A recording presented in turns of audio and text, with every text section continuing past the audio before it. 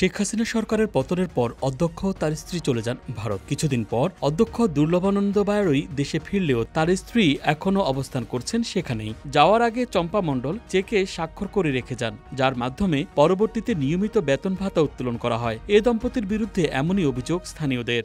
দুর্লভানন্দ বায়াড়ই উনি অনিয়মতান্ত্রিকভাবে কলেজে প্রবেশ করছেন। ওনার বয়স যখন 13 বছর হওয়া লাগে, 15 বছর, উনি 13 বছর 15 বছর কাগজে দেখাইয়া তৎকালীন সভাপতিরে ম্যানেজ করিয়া নিয়োগ পাইছে। ওইখান থেকে বেপরা হইয়া উনি এই নিয়োগ বাণিজ্য করছে। 6 জন শিক্ষকের কাছ থেকে টাকা নিয়ে নিয়োগ দিছে এবং কলেজের যে আয় উন্নতি উনি কেউ হিসাব দেন না। আমরা যতদূর জানি এখন পর্যন্ত প্রতি মাসে 4 লক্ষ টাকা করে ডিপোজিট হচ্ছে এবং 50 লক্ষ টাকা সঞ্চয়পত্র আছে তার স্ত্রীর নামে।